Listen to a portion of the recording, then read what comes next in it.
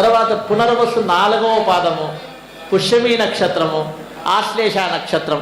ఈ మొత్తం కర్కాటక రాశి అంటారన్నమాట. ఎంత కూడా కర్కాటక రాశి. కర్కటస్య నిశాకర, కర్కాటక రాశికి అధిపతి చంద్రుడు. గుర్తుపెట్టుకోండి, పరిపూర్ణమైన శుభగ్రహంతో కూడుకున్నవాడు ఎవరంటే ఈ సంవత్సరానికి అధిపతి కుజుడు, కర్కాటక రాశికి అధిపతి చంద్రుడు. చంద్రునికి కుజునికి మిత్రత్వం బాగుంది కాబట్టి 14 రూపాయల ఆదాయం, 2 రూపాయలు ఖర్చు. అంటే కర్కాటక రాశి వారికి పరిపూర్ణంగా బాగుంది ఈ సంవత్సరం. కర్కాటక రాశికి సహజంగా 6 సంవత్సరాలు సరిగా లేకుండా ఈ సంవత్సరం చాలా బాగుంది. ఈ బాగుండడం అంటే అన్ని విధాలా బాగుండడం. గుర్తుపెట్టుకోండి, 12 రూపాయల 14 ఆదాయం, 2 వ్యయం అంటే మిగతా 12 ఉత్త లాభం కాదు, అన్ని రకాలైన లాభం. ఆరోగ్యం బాగలేకపోతే కనుక ఆరోగ్యం ఈ సంవత్సరం నుంచి మంచిగా ఉంటుంది.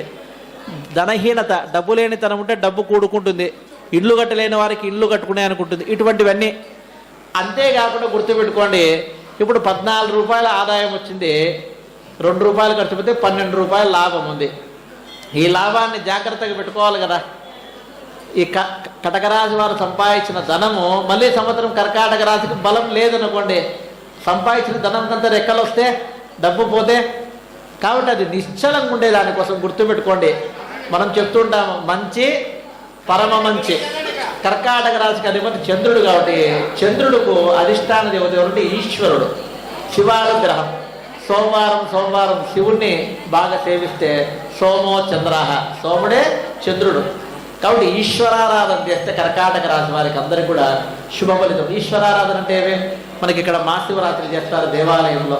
అదే వారు మహాశివరాత్రి చేసే దాంట్లో పాల్గొనడం, అభిషేకం చేస్తారు, అభిషేకంలో పాల్గొనడం, ఇటువంటివన్నీ అంటే మంచి సత్ఫలితాలంతా కూడా శివుణ్ణి సేవించడం వల్ల మనకు ఆ యొక్క ఫలితాలన్నీ కూడా కలుగుతాయి అన్నమాట.